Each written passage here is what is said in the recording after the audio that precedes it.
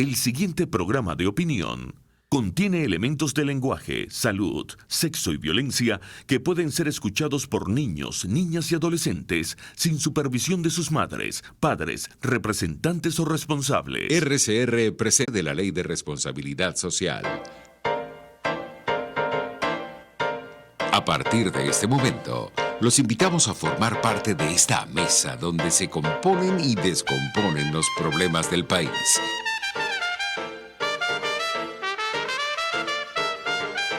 RCR presenta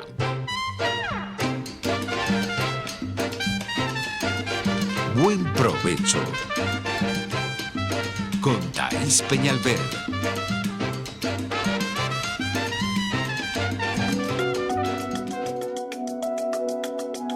Monitor de Derechos Humanos con el abogado penalista Fernando Fernández.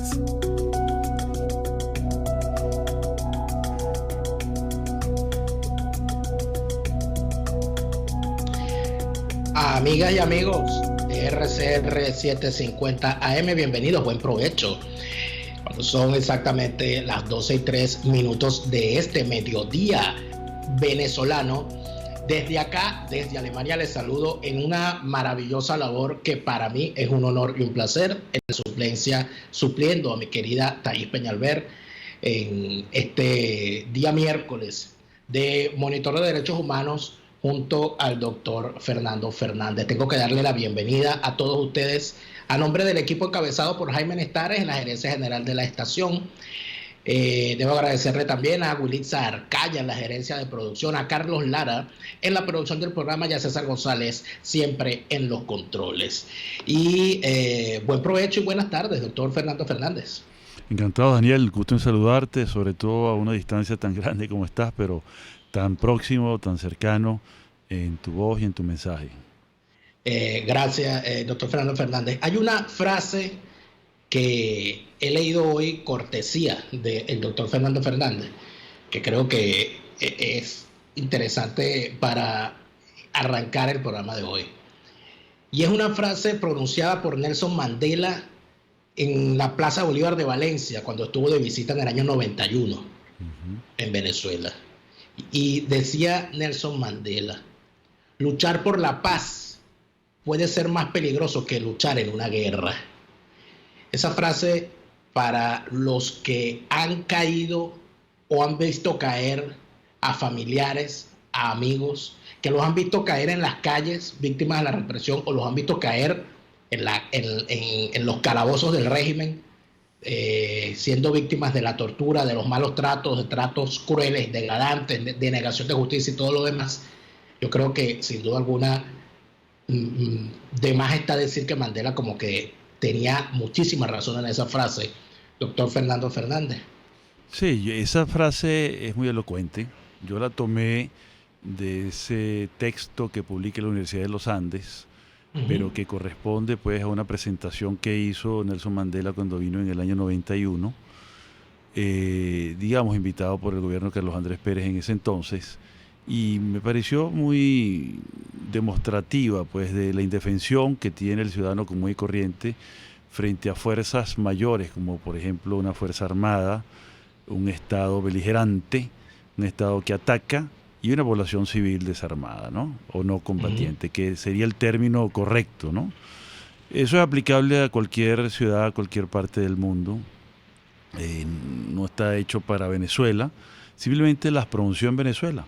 Entonces lo utilizo siempre en las presentaciones, esa que tú conociste, con motivo del 21º aniversario del Estatuto de Roma de la Corte Penal Internacional, en un foro que celebramos aquí en Caracas conmemorando ese acontecimiento tan importante y que Naciones Unidas ha elegido como el Día Internacional de la Justicia Penal Internacional.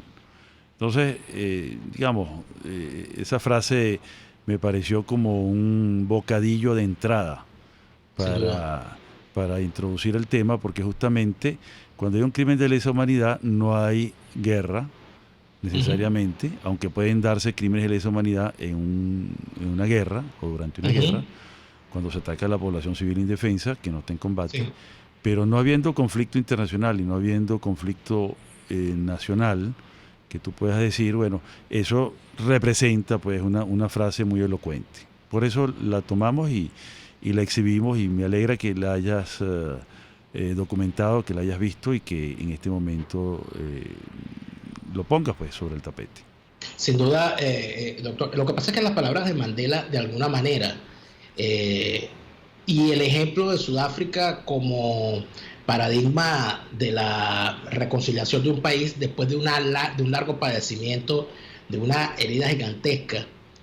Yo recuerdo haber entrado en la dimensión de lo que era el apartheid gracias a un libro que le recomiendo a toda persona que quiera entender la profundidad de lo que era ese sistema discriminatorio, discriminador, y los alcances del mismo, en un libro del novelista de los Estados Unidos, James Michener.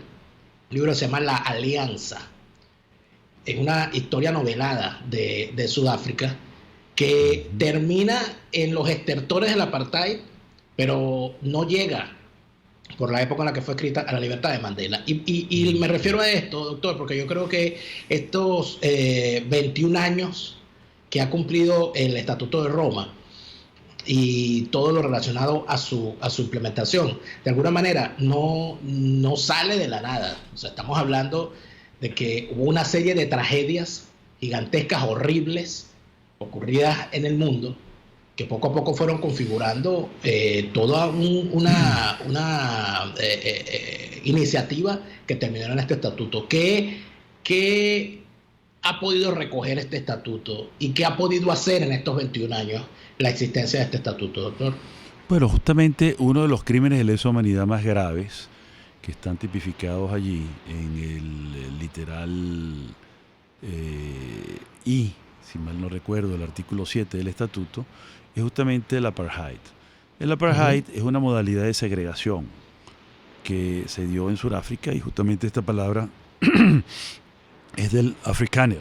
El afrikaner es una mezcla entre el flamenco, que es ese lenguaje que se habla en alguna parte de Holanda, en alguna parte de Bélgica, y muy antiguo, también las lenguas aborígenes, y el inglés.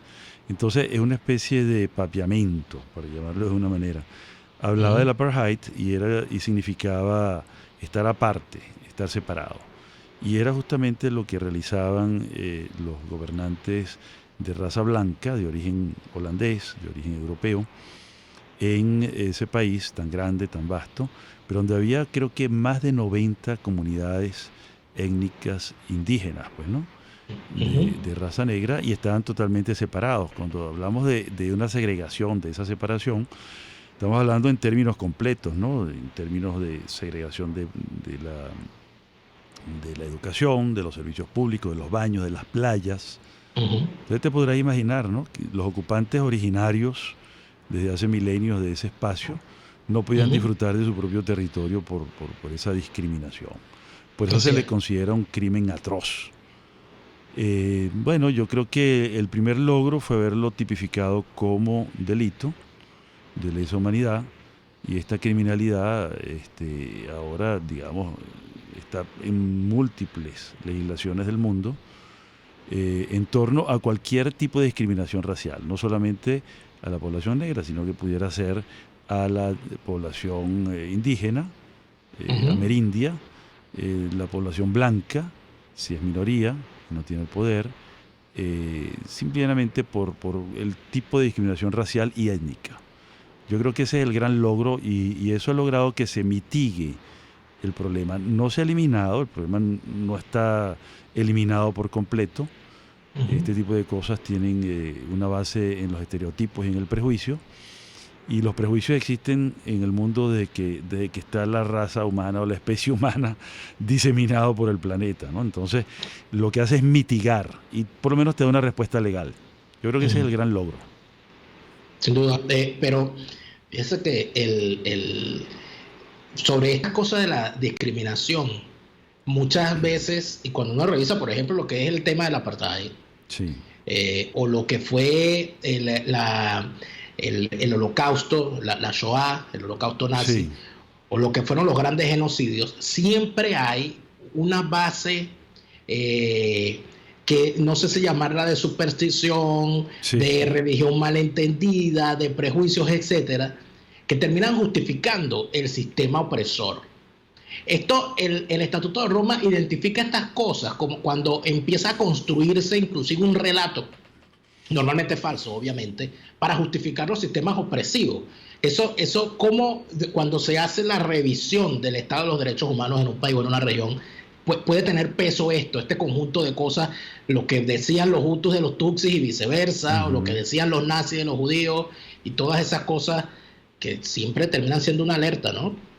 Sí, el lenguaje es donde se expresan todas estas cosas. El lenguaje y el uso de los símbolos, ¿no? Digamos, hay una circunstancia de orden sociológico y netamente humana, que son los estereotipos. Siempre hay estereotipos en todas las sociedades. A partir del estereotipo se construye el prejuicio. Y siempre habrá prejuicio, porque la gente se orienta su conducta sobre la base de lo que le gusta y lo que no le gusta. Y eso está determinado por la educación, por la crianza en la primera infancia, por los valores de la familia, por los valores culturales. Tú mencionaste la religión, un tema importante, ¿no? Yo también menciono en mis escritos la antirreligión, porque llama la atención en las estadísticas que más han matado a los antirreligiosos que los religiosos. Eso es algo muy importante tomar en consideración, ¿no? Entonces, el problema viene cuando ya se adopta como política de Estado algún tipo de discriminación como forma oficial. Entonces, es la intolerancia, ¿no? Porque, vuelvo al principio, siempre habrá estereotipos, siempre habrá prejuicios, pero el tono que marca la distancia y la posibilidad de estos crímenes atroces es cuando se adopta una política oficial desde un órgano poderoso como es el Estado, o un grupo poderoso como pudiera ser un grupo irregular, ¿no? Paraestatal. Entonces adoptan esa nueva política y empieza la persecución. Entonces, en el libro sobre genocidio y otros crímenes atroces, nosotros explicamos lo que son los 10 pasos para cometer genocidios y politicidios, y todo empieza por el etiquetamiento. Cuando un Estado etiqueta y marca la diferencia, comienza el camino de la intolerancia y en algún momento vienen los ataques que son letales. Pero el lenguaje es determinante y el uso de los símbolos son determinantes. La palabra, siempre. La palabra siempre. Yo le escuchaba una vez a el expresidente o al ex jefe de gobierno español, Felipe González, que una vez tenía una discusión sobre lo que había sido y lo que era la gran división que llevó a la guerra civil española. Y él decía que no se podía desdeñar el uso de la palabra y del discurso. Porque decía él que eso de que las palabras no matan es falso, pues las palabras que más han matado en la historia han sido preparen, apunten fuego. Y de eso da cuenta la historia de la guerra civil. ¿Cuándo se identifica en un discurso, porque siempre en la polarización, sobre todo en épocas electorales, hay un discurso que siempre es polarizador o polarizante o polarizado? Pero ¿cuándo se va la cosa de cauce? ¿Hay alguna medida para uno decir, ok, ya esto no es polarización, ya esto es otra cosa? Bueno, fíjate, cuando empieza el etiquetamiento, se clasifica la sociedad en dos partes: los míos y los otros, que son los enemigos. Entonces empieza la dicotomía del amigo y el enemigo. La segunda fase es la simbolización, cuando empiezo a ponerle rótulos, términos. La segunda fase es la deshumanización. Es decir, ya esa persona que he dividido, que he clasificado, la deshumanizo. Ya no es un ser humano, es un animal o es una cosa. Es un insecto o un perol. Y así sucesivamente, ¿no? Entonces eso va ascendiendo hasta que el grupo dominante, el fuerte, quien controla el Estado o quien controla el grupo poderoso en la selva, en la montaña, donde sea, organiza sus fuerzas para defenderse, ¿no? Y digo defenderse porque estas políticas que generan odio terminan devolviéndose el odio. Entonces llega un momento en que si tú siembras odio, eso se llama el odio organizado, estructurado, ese odio se te revierte. Quien siembra odio siempre será odiado. Entonces empieza a justificar su ataque con una política defensiva de los enemigos. Y ahí va la cosa, pues, ¿no? Es decir, el primer punto de alarma, volviendo a tu pregunta, es cuando un gobernante divide a la sociedad.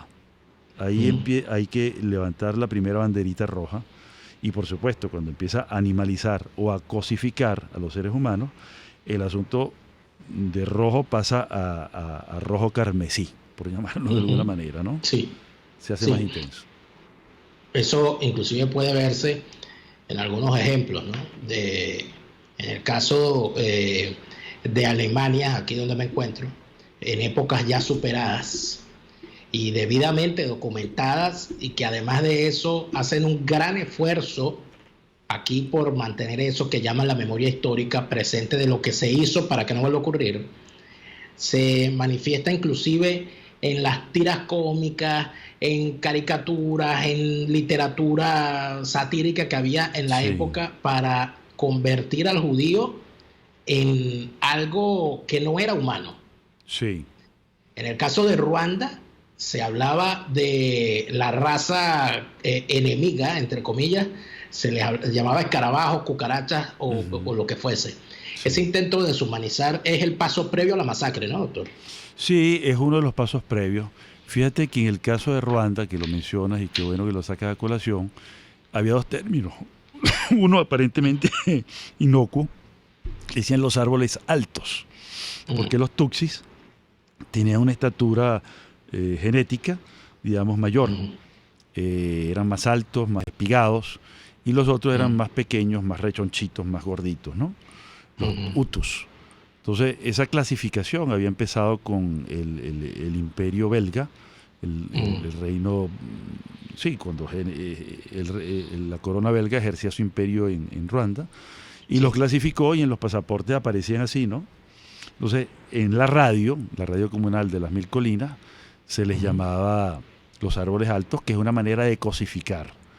Y luego se les empezó a llamar cucarachas. Entonces, cuando hubo la orden de matar, decían dos términos, ¿no? Por un lado les decían hay que cortar la copa de los árboles más altos. ¿Qué te están diciendo con esto? Hay que cortarle la cabeza a lo que son los altos, ¿no? Exactamente. Y también se decía hay que aplastar a las cucarachas.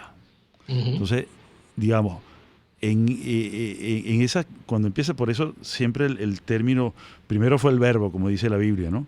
Cuando empieza la clasificación es cuando empieza ya la carrera que termina en ese problema tan grave como pudiera ser el genocidio. Fíjate tú que en Alemania a nadie podía molestarle que le dijeran judío, porque eran judíos. Su condición religiosa, su condición racial, étnica, su condición tribal, su gen, era ser judío. Entonces era inocuo, pero cuando empieza ya la clasificación y con términos, como tú dices, la ridiculización a través de caricaturas impulsadas del propio Estado y de los aliados del Estado y, por supuesto, del partido nazi, la cosa empeoró. Sí, y de esas cosas ocurridas en el mundo a las cosas ocurridas en nuestro contexto y de cómo el Estatuto de Roma ha caracterizado todas estas cosas e inclusive establece un mecanismo para tratar estos casos. Quisiéramos conversar al regreso de la pausa que ya nos corresponde con el doctor Fernando Fernández. Amigas y amigos, esto es Buen Provecho. Les habla Daniel Lara Farías en compañía del doctor Fernando Fernández supliendo a nuestra querida Thaís Peñalver. Vamos a ir al corte y ya regresamos con más de su programa favorito de esta hora. Usted escucha Buen Provecho con Thaís Peñalver por RCR 750 AM. Sintonícenos a través de Periscope, @RCR750, la radio que se ve. Quiero invitarte al restaurante Távola Calda La Lagunita, simplemente porque la vas a pasar muy bien. Los platos de su chef conjugan a la perfección el Mediterráneo con el Caribe, las porciones generosas y el ambiente es cálido y familiar. Comprueba que bien vale la pena en Instagram, @Távola Calda La Lagunita, la experiencia gastronómica que siempre querrás repetir. En Cauchera Fran Luis tienes neumáticos nacionales e importados en todas las medidas, pero también montura, alineación, balanceo, amortiguadores, rines, frenos, mecánica ligera, todo con tecnología de punta. Bajando por la avenida Baral, al final, después de la estación de servicios y al lado del banco, teléfono 0412-815-6712. Cauchera Fran Luis, tu mejor opción. Les habla Claudia Macero y los espero todos los jueves a la 1 de la tarde en Contigo Liberalmente, un espacio cultural, dinámico e irreverente para escucharnos y debatir ideas junto a jóvenes que creen y defienden la libertad. Contigo Liberalmente, todos los jueves a la 1 de la tarde por rcr.tv, la radio que se ve. Los grandes temas se debaten en la mesa. Buen provecho. Con Thaís Peñalver, @RCR750. Continuamos, amigas y amigos, en buen provecho, conversando con el doctor Fernando Fernández a propósito del Estatuto de Roma y de su examen preliminar. Doctor, hay una preocupación cuando se habla de los derechos humanos, sobre todo cuando se habla desde la condición de quien padece los atropellos. Cuando, por ejemplo, nosotros vemos los atropellos que ocurren en Venezuela, mucha gente se pregunta y se plantea, bueno, ¿y cómo nos puede ayudar la justicia internacional? ¿Cómo nos puede ayudar el Tribunal Penal Internacional? ¿Cómo nos ampara el Estatuto de Roma? ¿Qué se le puede decir a la gente que siente que parece que la norma en Venezuela se fue de vacaciones? Con respecto a las normas internacionales y con el respecto a la esperanza y el anhelo legítimo de que aquí se haga justicia por tantos atropellos. Eso es correcto, sí. La sensación de cada víctima de cualquiera de los crímenes es siempre es una herida profunda, ¿no? Entonces, yo creo que lo interesante es que la gente sepa documentar cada caso, cada hecho, ¿no? Hay mecanismos que se pueden difundir, que se pueden además aprender y que se pueden comunicar al resto de las personas, que permiten que se documenten bien las cosas. El primer consejo que hay que darle a la gente es comunicarse con una de las ONGs que se dedican a la defensa de los derechos humanos y que están en capacidad de documentar el caso y poder llevarlo a los organismos internacionales, que no solamente está la Corte Penal Internacional, sino que está también la Comisión Interamericana y la Corte Interamericana de Derechos Humanos. Ellos pueden dictar lo que se llama una medida cautelar, una medida preventiva, que impide pues que continúe el abuso. Es una especie de mandato judicial que se le da al Estado venezolano para que garantice que sus derechos no van a ser vulnerados. Entonces, pero la justicia penal internacional eso es más lento, porque estamos hablando de que Venezuela no ha legislado internamente, no tenemos tribunales para esos casos, no tenemos tipificación penal, no tenemos procedimiento apropiado, y en fin, las cosas se han vuelto muy complicadas, ¿no? Entonces hay una distancia enorme porque el sitio de litigar estas cosas es en La Haya, que queda un poquito más arriba de Alemania, donde tú estás, ¿no? Entonces, así es. Entonces eso es difícil porque además hay que traducir los documentos al inglés y al francés, digamos. La Corte tiene sus propios mecanismos para traducir del español a esos idiomas, pero digamos es un pasito pues que dificulta las cosas. Pero no quiero con esto desestimular a la gente, ¿no?, que pueda sentirse victimizada, sino que mi consejo es acudir a una ONG de las que están calificadas y que se pueden conseguir en internet sus datos, su vía de acceso, y son varias, ¿no? Está COFAVIC, está Provea, están los organismos que se encargan de temas como el tema penitenciario, sí.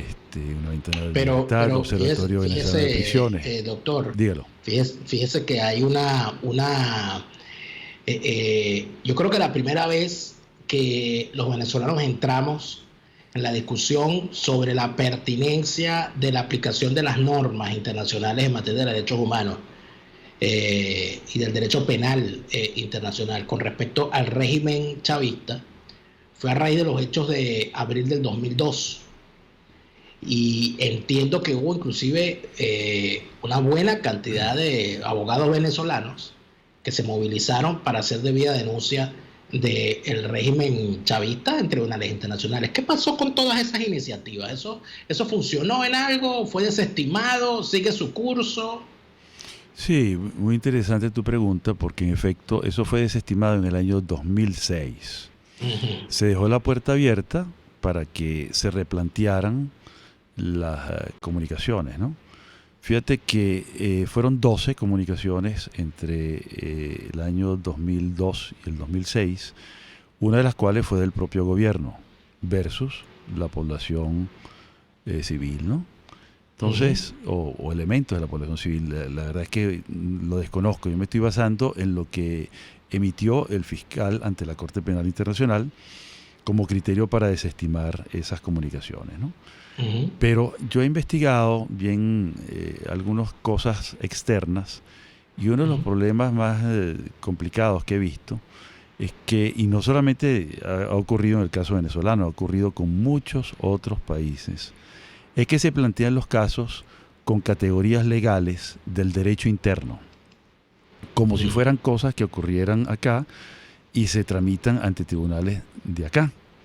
Y resulta que el estatuto, la jurisprudencia, la doctrina del sistema de derecho penal internacional tiene su propio lenguaje. Volvemos otra vez a las palabras, ¿no? Y si tú no lo haces en ese lenguaje, no estoy hablando de la lengua, francés o inglés, sino estoy hablando del lenguaje, la terminología técnica. Claro. Bueno, vas a tener un inconveniente que es la retraducción que tiene que hacer el técnico de allá. Entonces, quienes hemos litigado por tantos años, sabemos pues que la mejor manera de litigar es colocarse, digamos, en los zapatos de quien va a juzgar. Entonces el buen litigante te hace un escrito como si fuera una sentencia, y eso es lo que plantea, pues, ¿no? Entonces tienes que utilizar esas categorías, y lamentablemente, por lo que yo he podido investigar y lo que he podido leer, muchas de esas comunicaciones no están explicadas en la terminología ni utilizando la jurisprudencia del sistema de derecho penal internacional. Eso es lo que yo creo que está en el fondo del porqué de esa desestimación. O sea, pero está abierta la puerta. Que ha habido impericia en el manejo de los temas o de los casos que se han llevado al cortes internacionales. Más que impericia, es falta de adecuación a las técnicas del derecho penal internacional. Se han planteado con técnicas del derecho penal interno, y son categorías muy diferentes. Para darte una idea, nosotros tenemos lo que se llama la tradición del derecho continental europeo, versión latinoamericana, acepción criolla venezolana. ¿Sí? El derecho venezolano es muy peculiar, es el más atrasado de todos los sistemas jurídicos de América Latina y por supuesto de Europa, es lo más atrasado. Todavía tenemos categorías de derecho penal del siglo XIX, para darte una idea, ¿no? Y estamos en el tercer milenio, ¿ok? Bailes. Estamos muy mal en eso. Y segundo, las categorías del derecho penal internacional se apoyan en todas las tradiciones jurídicas del mundo, pero predomina el derecho anglosajón. Entonces tenemos que ponernos en esa dimensión mental, en ese complejo mundo para hacer las traducciones. Por eso es que cuando el Estatuto de Roma te dice, en una de sus normas, cada país firmante del Estatuto tiene que hacer una reforma del ordenamiento jurídico interno para aplicar estas disposiciones a su derecho interno. Eso no lo ha hecho Venezuela. Entonces, por eso yo entiendo, por eso me rehúso a utilizar la palabra impericia, ¿no? La gente de muy buena fe utiliza las categorías y las herramientas del derecho interno, pero esas no encajan, pues, ¿no? Es como, digamos, en términos de los millennials, ¿no? Es como utilizar una tecnología, digamos, de la era predigital y no utilizar la tecnología digital, electrónica, pues, ¿no? Tenemos todavía un derecho analógico cuando ya estamos bien avanzados en la era digital. Exactamente. Esa es la traducción que puedo hacer, pero debemos ir a un nuevo corte y creo que este tema da para mucho más, porque yo creo que esa es la preocupación de la gente. Sí. La gente dice, bueno, pero ¿por qué el Tribunal Penal? ¿Por qué la Fiscalía Penal Internacional no ha actuado? ¿Por qué tantos casos, tantas violaciones? Y de alguna manera uno se hace la misma pregunta. Ya ha dado usted un atisbo del por qué. Sí. Quisiéramos seguir conversando sobre eso al regreso de este corte comercial. Amigos, estamos en Buen Provecho conversando con el profesor, con el doctor Fernando Fernández. Ya regresamos. Usted escucha Buen Provecho con Thaís Peñalver por RCR 750 AM.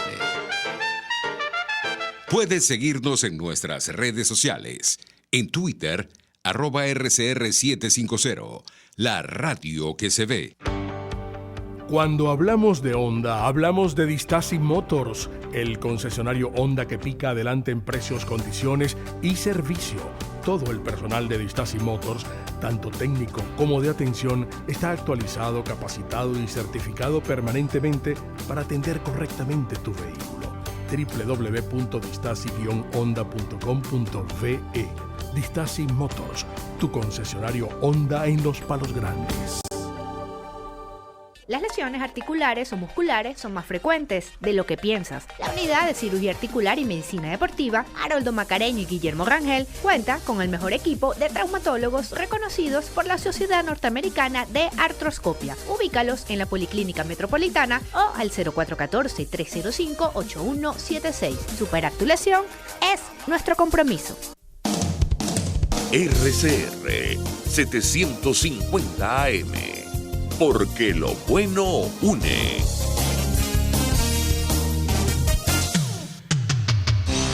Antes de empezar el día, entérese de lo que acontece en el país junto a Pedro García Otero en Titulares de la Mañana, de lunes a viernes a las 6:30 de la mañana.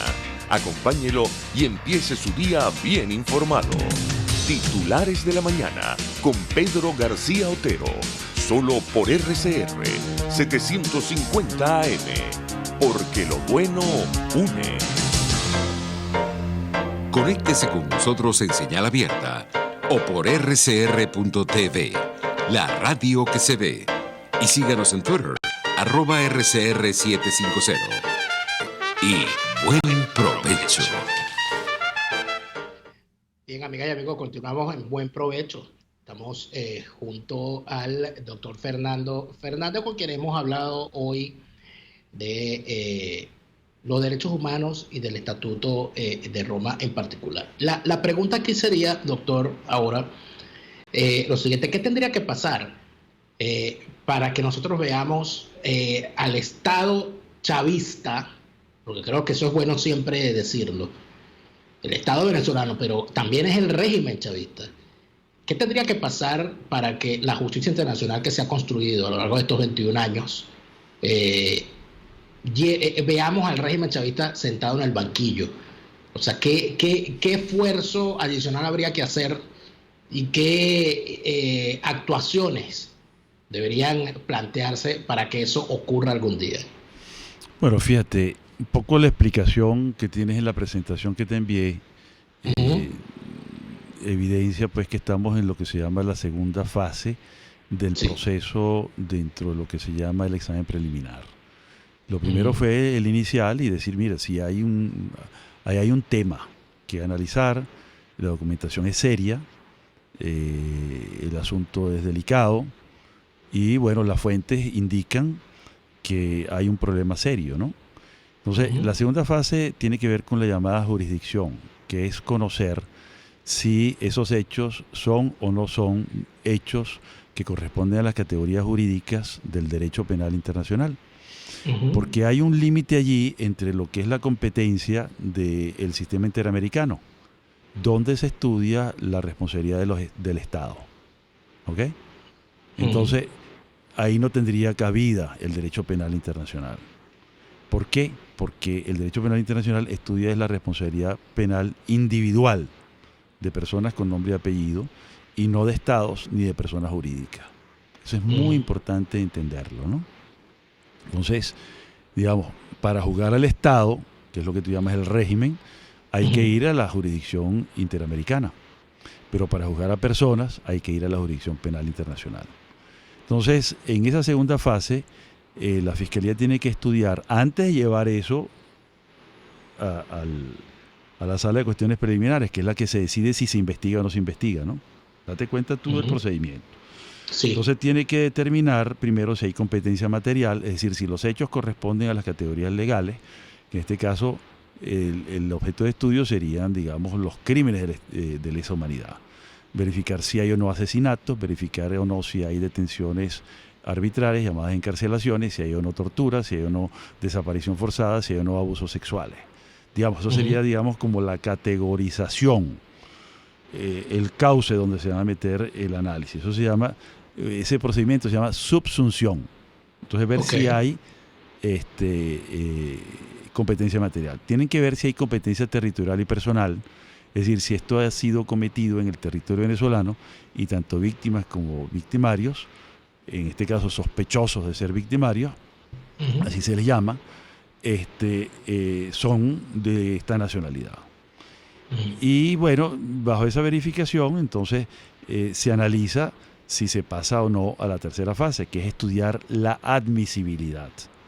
La admisibilidad tiene que ver con que se analice si estos casos han sido o no tratados internamente y si hay o no capacidad interna para poder enjuiciarlo.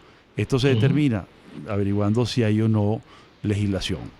Como no la hay, claro, entonces tendría cabida pues que se admita ante la Corte Penal Internacional, y eso es lo que llevaría la fiscal, teóricamente hablando, estoy hablando de una cuestión básicamente conceptual, ¿no?, para solicitar permiso, pero tiene que cumplir con las 3 fases como te he comentado.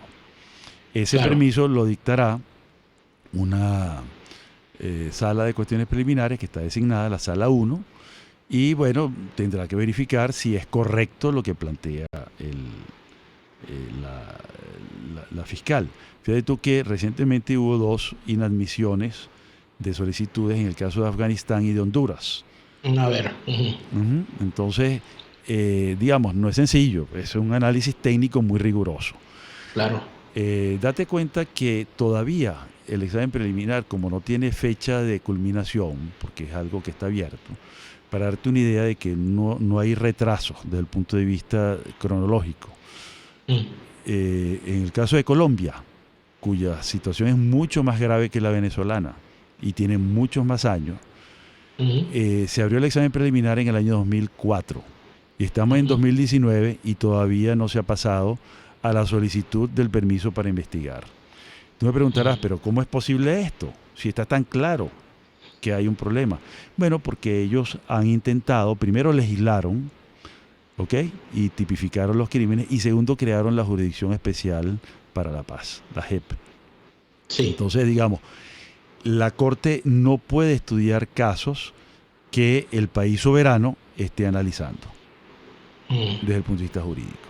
Claro, entonces, doctor, 2 enseñanzas que obtengo de esto. No va a haber, no van a sentar al Estado venezolano en un banquillo en La Haya, como sí ocurre en el caso de la Corte Interamericana de Derechos Humanos, por ejemplo, en el sistema interamericano, donde hay inclusive sentencias contra el Estado venezolano. Correcto. Sino que se va a sentar, por ejemplo, a el jefe de las Fuerzas Armadas, al jefe del FAES, al jefe del SEBIN, o inclusive, sin ser jefes, a los ejecutores materiales de delitos tipificados como de lesa humanidad. Eso sería lo que ocurriría. Bueno, sin ponerle todavía nombres ni categorías, lo que tiene que estudiar la fiscal son las llamadas cadenas de mando. ¿Quién ejecuta? ¿Quién da la orden? ¿Quién debió impedir? ¿Quién debió prevenir? Y no lo hizo. ¿Ok? Para establecer entonces si es el jefe, si es el subjefe, o si es el intermedio, o si es directamente el ejecutor, ¿no? Eso es muy importante dentro de la doctrina y la jurisprudencia que se han ejecutado, no solamente por la Corte Penal Internacional, sino por las cortes ad hoc, las especiales. Por ejemplo, la de la ex Yugoslavia para Ruanda y las cámaras especiales de Camboya, para mencionarte solo algunas, porque son varias más, ¿no? Tienen que ver, bueno, todas esas categorías. Y siempre hay, digamos, una categorización entre la orden que se da o lo que se deja hacer, lo que se permite, el laissez-faire, ¿ok? Y aquel funcionario que es, digamos, el funcionario de escritorio, que es el que debió impedir o el que nunca debió ordenar pero ordenó, ¿ok? Entonces, ese es un trabajo ¿qué técnico. Valoración ¿Perdón? ¿El tribunal hace alguna valoración política cuando se llevan a cabo estos procesos? Por ejemplo, que una persona acusada de delitos de lesa humanidad en determinado momento por cambios en el escenario político haya decidido dejar de acompañar al régimen que le daba poder para ser en efecto un verdugo. Si esa persona dice, bueno, no, ya yo me arrepentí y ya yo no soy parte de ese régimen, eso el Tribunal Penal Internacional lo tomaría en cuenta, la Fiscalía lo tomaría en cuenta como para dejar de acusar a esa persona, o esos delitos de ninguna manera quedarían impunes por una valoración política. Bueno, fíjate que más que valoración política, porque digamos, la política solamente te permitiría ver si hay una política de Estado para atacar a la población civil. Ese es el ámbito donde aparece la palabra política. Pero lo que tú estás diciendo tiene que ver justamente con la colaboración en la investigación. Bien porque el sujeto confiesa o bien porque el sujeto delata.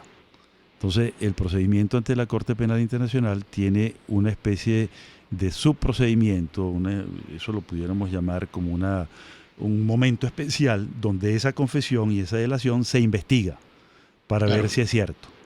Porque pudiera ocurrir, y eso ocurre en los grupos organizados, no solamente de criminalidad, de lesa humanidad, sino de crimen organizado, de mafias, pues, ¿no?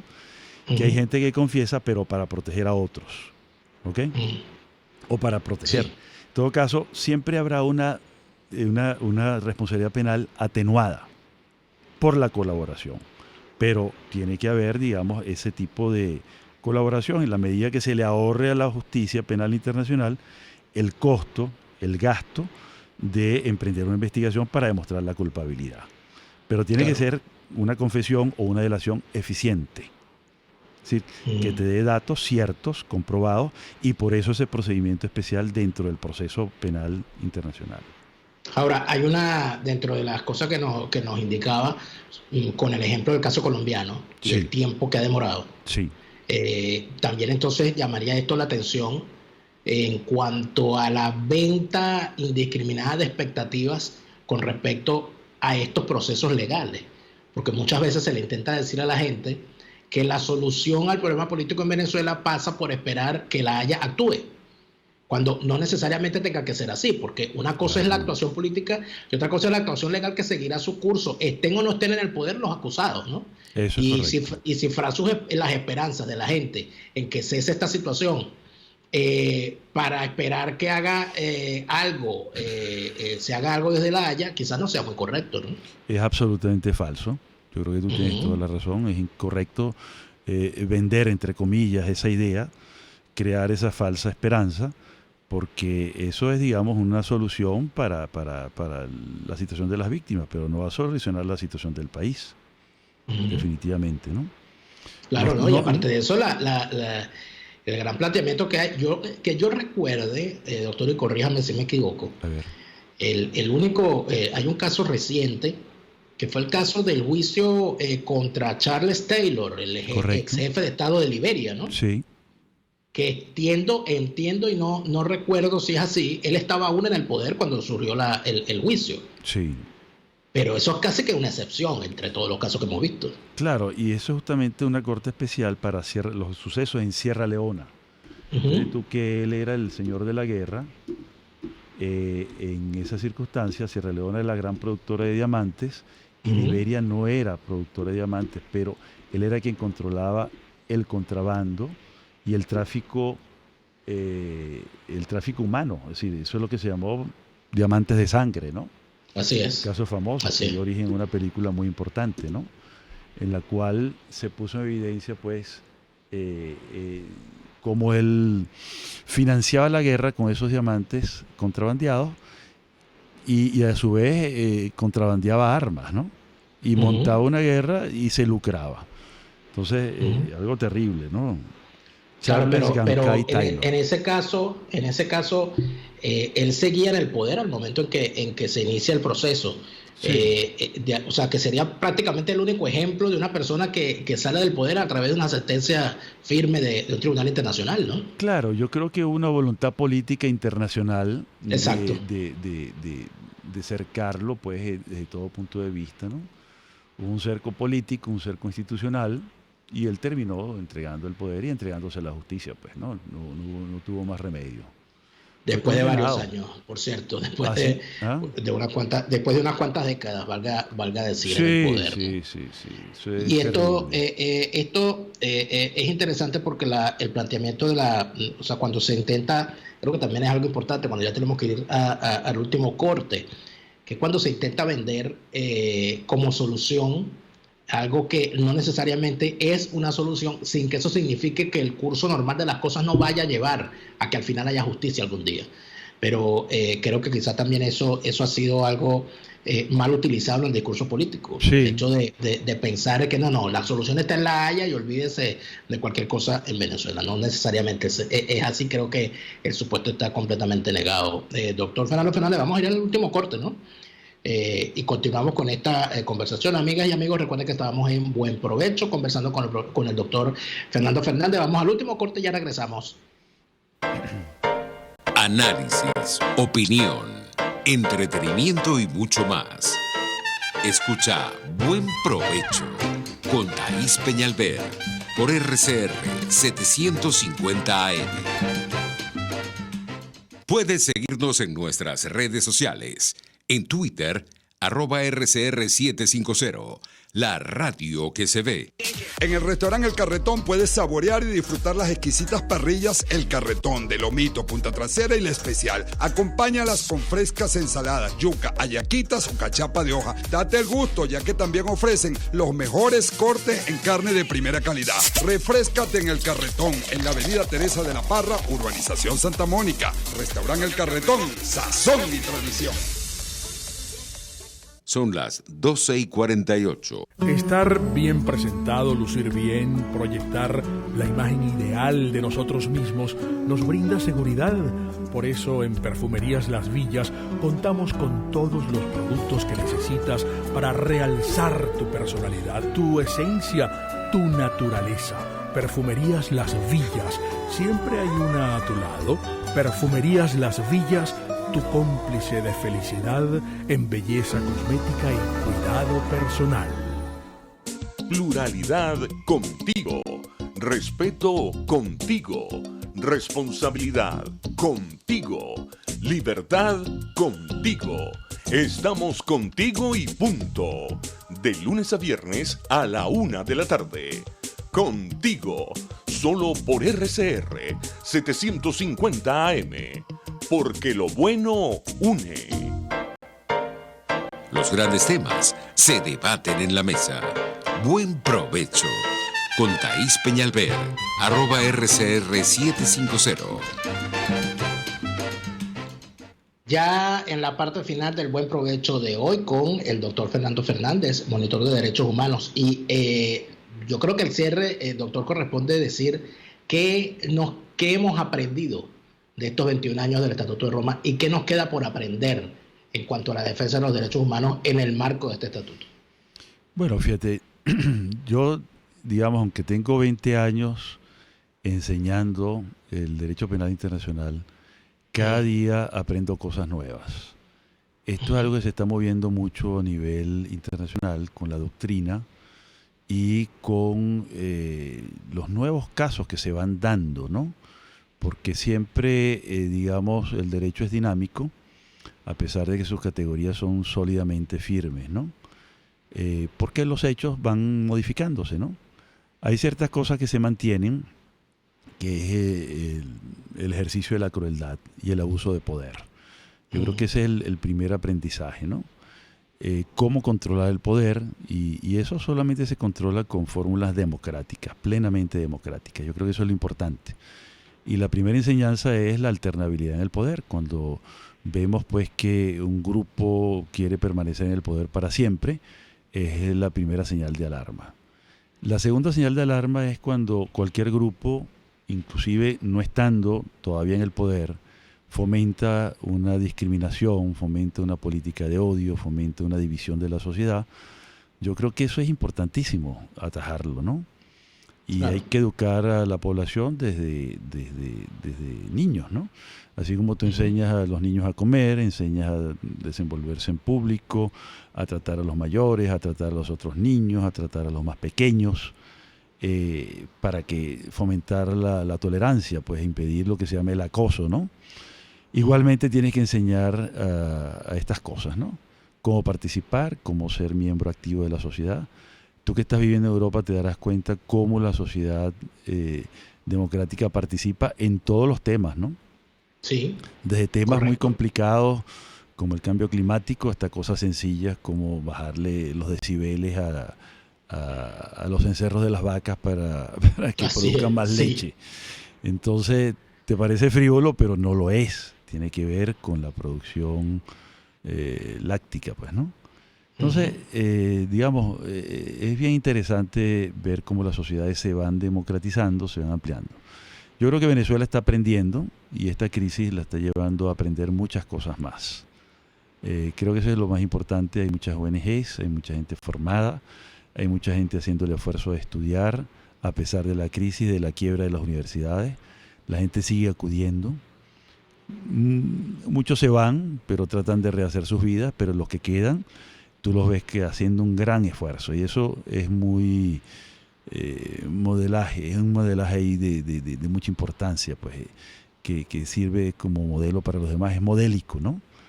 Sirve modelo para los demás y yo creo que lo estimula a uno a seguir empeñados pues en la enseñanza y en el aprendizaje de los derechos humanos. Eso sería sin para duda, mí la gran lección. Y además de eso, doctor, yo creo que es importante también como venezolanos, quizás dentro de Venezuela, la intoxicación del día a día del padecimiento del ciudadano haga difícil este ejercicio, pero yo el año que viene cumplo 40 años. Yo soy de la generación que vio llegar la democracia en Argentina, en Chile, lo que significó ver a esos grandes militares con aquellos grandes uniformes apoderados de un país, verlos perseguidos por la justicia y sentados en el banquillo y presos. Por lo tanto, yo creo que sobre todo a los jóvenes nacidos del 97, 98 hasta hoy, que no saben eso, que no saben lo poderoso que era Pinochet y lo enano que se le vio sentado en un banquillo, o lo que fueron los grandes represores argentinos sentados luego en un banquillo presos y muertos mientras estaban siendo procesados o luego de condenados. Yo creo que eso es importante tenerlo presente porque al fin y al cabo, pienso yo, doctor, la justicia siempre va a llegar. Sí, y digamos, haber padecido esos rigores tan terribles ha hecho que la gente, digamos, por lo menos estas generaciones, ¿no?, esté vacunada contra los signos del autoritarismo y fomente la intolerancia. Puede haber cualquier tendencia política, cualquier ideología, pero intolerancia no. Eso es lo importante. Así es. Eso es sumamente importante, doctor. Bueno, hemos llegado al final de este programa de hoy. Muchas gracias por esta agradable y sobre todo nutritiva conversación. Muchas gracias. Y nosotros, amigos, les agradecemos también a ustedes por habernos acompañado hasta este momento. Les pedimos por favor que sigan en sintonía de RCR 750 AM. Por parte del doctor Fernando Fernández, regresará el próximo miércoles. Yo me despido de ustedes hasta dentro de un ratico, cuando volveremos a ver y a escuchar en Ya Si Nos Va a las 4 de la tarde. Hasta entonces. RCR presentó Buen Provecho con Thaís Peñalver. Síganos en Twitter en @RCR750. RCR 750 AM, porque lo bueno une.